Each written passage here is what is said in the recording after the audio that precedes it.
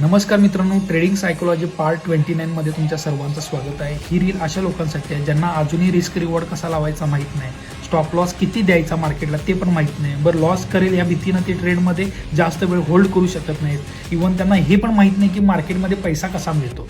तर ही रील पूर्णपणे बघा.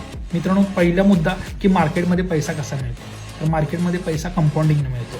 मार्केट झटपट पैसा देत नाही, मार्केट कंपाऊंडिंग करणाऱ्याला पैसा देतं. तुम्हाला हवं असेल तर माझ्या हायलाईट्समध्ये बघा की माझ्या कंपाऊंडिंग ग्रुपमध्ये मी डेली ट्रेड देतो, डेली 3 ट्रेड करतो.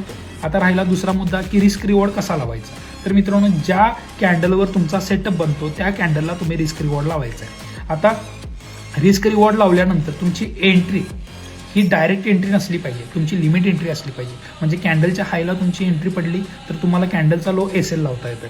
आता कॅन्डलचा लो एस एल लावल्यानंतर तो मधला फरक आहे तो तुमचा स्टॉप लॉस असणार आहे. आता काही लोकांना काय वाटतं की बाबा माझं 1:1 टार्गेट असलं पाहिजे, 1:2 पाहिजे का 1:3 पाहिजे. ॲज अ बिगिनर तुमचं 1:1च टार्गेट पाहिजे. कारण का मित्रांनो, आपला जोपर्यंत माइंडसेट डेव्हलप होत नाही तोपर्यंत 1:1 घ्या. त्यानंतर तुम्हाला ट्रेलिंग जमणार आहे. ट्रेलिंग जसं जमेल तुमची रिस्क रिवॉर्ड ऑटोमॅटिक वाढत जाणार आहे. परंतु सुरुवातीला 1:1 घ्या. आता काही लोकांचं काय होतं, 1:1 लावलं, मार्केट जरा वरती जातं, खाली येतं, त्यावेळी ते पॅनिक होतात आणि तिथंच प्रॉफिट बुक करतात, टार्गेटपर्यंत थांबू शकत नाही. अशा लोकांना मी एक सजेशन करेन, मित्रांनो, ज्यावेळी तुमची एंट्री लेवलपासून मार्केट 50% वर जाणार आहे, 1:1च्या रिस्क रिवॉर्डच्या हिशोबानं 50%च्या अप जाणार आहे, त्यावेळी तुमचा एसेल कॅन्डलच्या लो पासून कॅन्डलच्या हायला म्हणजे एंट्री लेवलला आणून ठेवा. म्हणजे ह्यानं काय होणार आहे, तुम्ही रिस्क फ्री राहणार आहे. म्हणजे तुमचा एसेल कॉस्ट टू कॉस्ट असणार आहे. ज्यावेळी तुम्हाला वाटतं की मार्केट माझा स्टॉप लॉस घेईल, पॅनिक मोडमध्ये जाणार आहे, त्यावेळी एसेल डायरेक्ट एंट्री लेवलला आणून ठेवायचं आणि सोडून द्यायचं. मार्केटला ठरवू द्यायचं की बाबा तू स्टॉप लॉस घे किंवा टार्गेट दे. आता 1:1 बुक करायला सुरुवातीला शिका.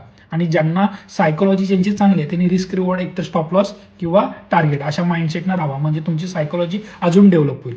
मित्रांनो, ज्यांना ट्रेलिंग जमत नाही त्यांना मी सांगेन, मित्रांनो, तुम्ही एंट्री ऍक्टिव्ह झाल्यानंतर EMA 10 लावा. 10 EMAच्या खाली जर कॅन्डल क्लोज झाली किंवा वर क्लोज झाली तुमच्या बायसनुसार तुम्ही एक्झिट घ्या. बाय साईडला EMAच्या वरती आहे तोपर्यंत होल्ड करा, सेल साईडला EMAच्या खाली आहे तोपर्यंत होल्ड करा.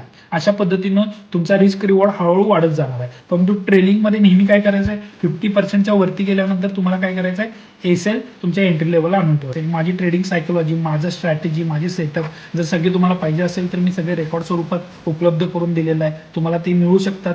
फर्स्ट मिळणार आहे, लाईफ टाईम ॲक्सेस त्याचा असणार आहे. सोबत माझी सकाळची मॉर्निंग ट्रेड ते देखील तुम्हाला मिळणार आहे. त्याची ऑल डिटेल मी टेलिग्रामवर ऑलरेडी शेअर केलेलं आहे, तिथं जाऊन तुम्ही बघू शकता. Thank you so much.